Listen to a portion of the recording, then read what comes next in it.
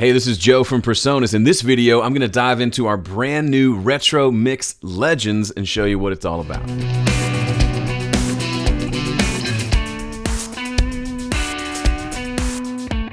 A few weeks ago, I did a video about our Mix Effects engine, which is a really unique part of Studio One Professional. If you haven't seen it, you can go back and watch it. I will link it in the description below. Here's the quick 1-minute summary. You have normal plugins in a session where you put a compressor on your drum mix, a compressor on your mix bus. But we also have a separate engine called the Mix Effects engine, which allows us to process every channel in the mix as if it's going through a particular analog console. This allows us to get some of that analog warmth and glue that you get when mixing through an analog console.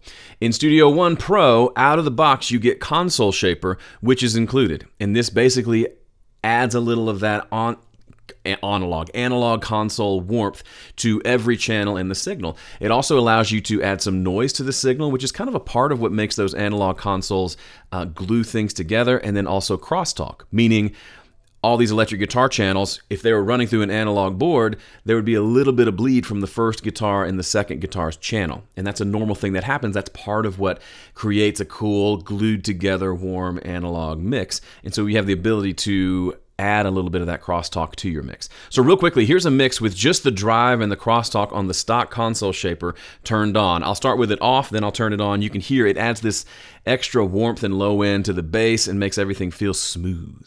And I never was much of a fighter. And I never was much of a fighter. It's a little bit more than just EQ, right? It's not just boosting the lows and taking the highs down a little bit. It's adding in all these extra little bits of saturation and harmonic distortion. Not grit, it's not like an overdrive pedal, but it's just adding some of that warmth. And it's doing it just teensy bits at a time across every channel in the mix, and the added result is something that sounds nice and warm. If you've been mixing for any length of time, you know a lot of times the biggest impact on your mixes can be small changes here and there, and those incremental changes add up over time. That's the theory behind Mix Effects. So it is not like your regular plugin that you have to put one of these on every channel to do this. One instance of Mix Effects on your mix bus, for example, allows you to have that processing across the entire mix. Really simple, really easy. There's no extra complicated setup. You can also put Mix Effects on buses. So if I want the entire mix to use one of my Mix Effects plugins and then my drum bus on another one, you can do that as well. I typically just use it on my mix bus and say, I'm mixing through this console today, and it works well. So up until this point, early on when we first launched Mix Effects Engine, we had Console Shaper.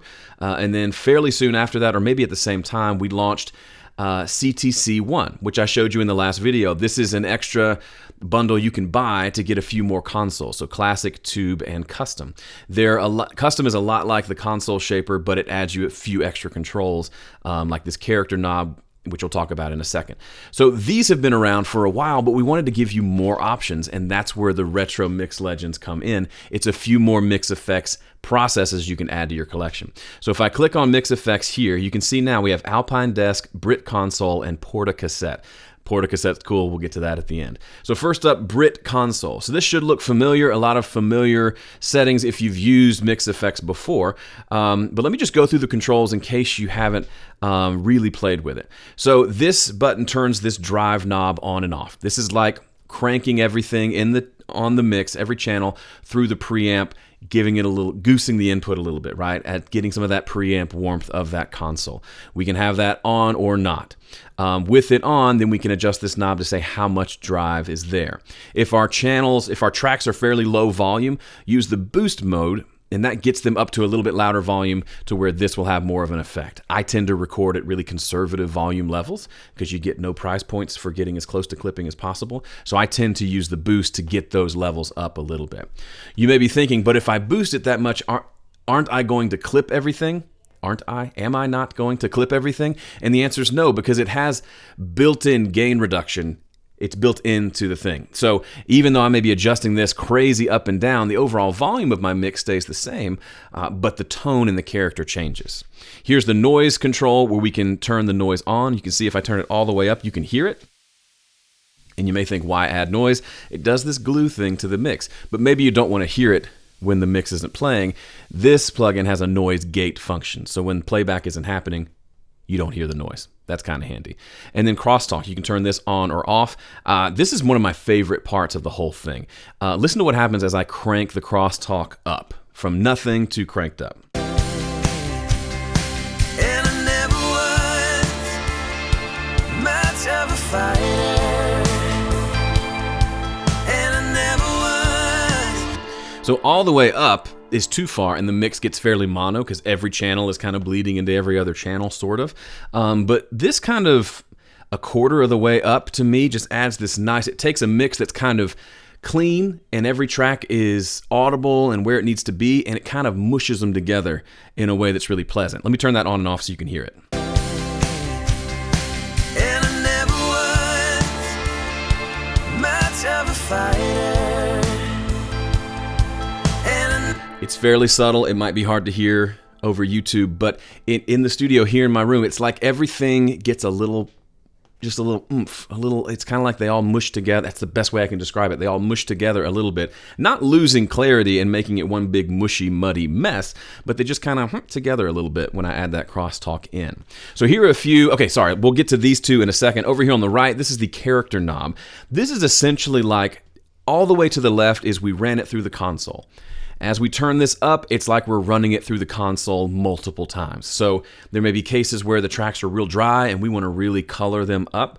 We can crank the character knob here. All the way to the top means we ran it through the console a bunch of times, so it's probably going to sound fairly different from the input signal. Here's what that sounds like. And I never was much of a fighter. And I never was much of a fighter.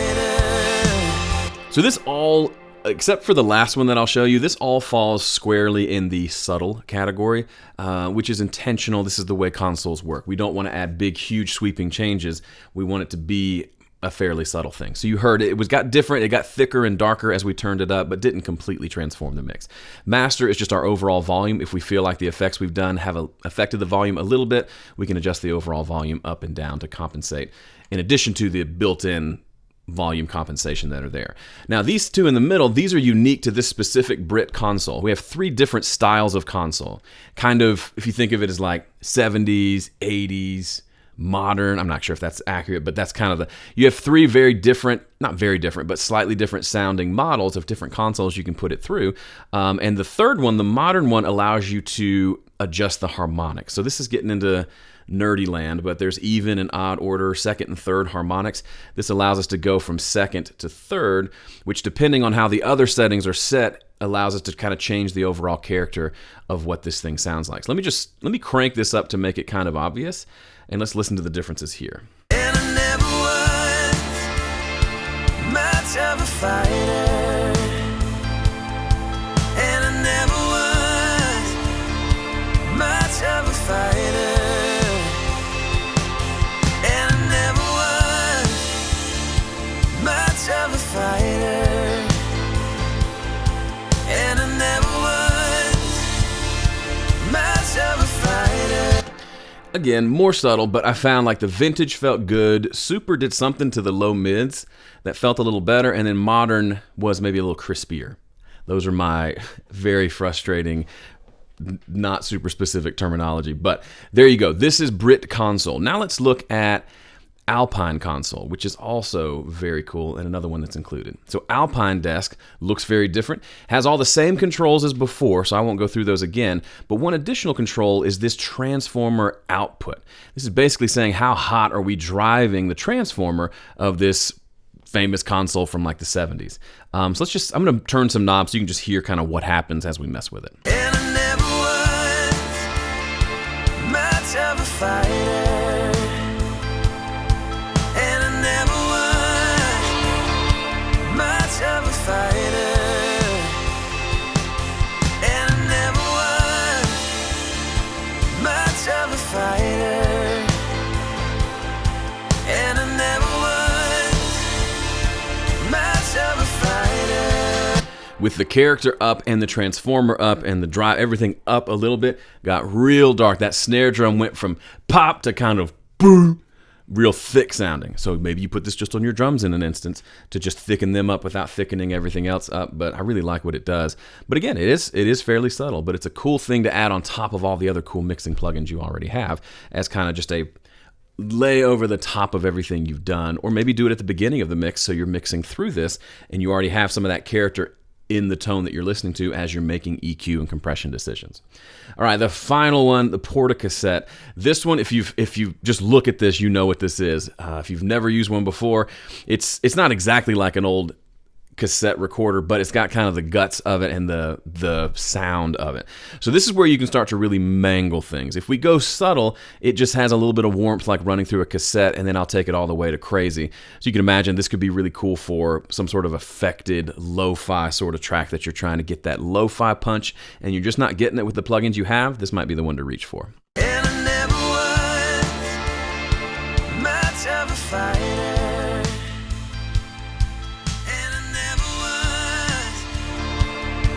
Of a fighter,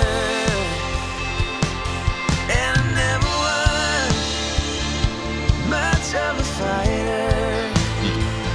You can hear that the pitch, the kind of wow and flutter happening as we turn the character knob up. In this one, the higher you go on the character knob, the more it sounds pretty awful in a cool way. And I never was.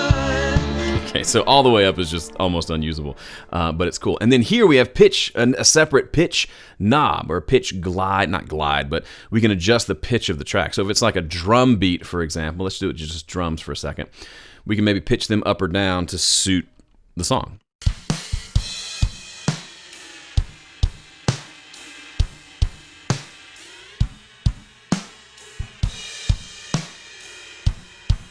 So all the way down, all the way up is pretty usable, right? So you could get that all the way down sounded like an older, muffled sort of a kit. All the way up sounded a little bit brighter and tighter, but really interesting what you can do. And of course, if there's a situation that called for it, you can do this over the entire mix. And I never was much of a fighter. And I never was much of a fighter. Maybe you're doing a remix thing and you want to pitch it up a little bit just to change things up, but you can do it right here on the fly and it does it across the entire song really easily. Final thing I want to show you, let's go back to one of the other ones. This is a cool little Easter egg. If you ever find a setting that you love and you've dialed it in, obviously you can save that as a preset, but if you notice this serial number section here, there are actually 999 different versions of this. Just like if you were to go to 12 different studios that had the exact same console, each one would sound a little bit different because there's all these little anomalies there. And we've added those serial numbers to all three of these so you can go find your favorite serial number. How fun is that? Every time I say serial, it makes me hungry. Anyway, that's my overview of Retro Mix Legends. There are a couple ways to get this if it's tickled your fancy. First, you'll need Studio One Professional. If you have Studio One Pro, you can buy this as an upgrade, an added bundle to your system. Or if you become a Presonus Sphere member, this is one of the many things that's included with your membership. All right, thanks for watching. See you in the next one.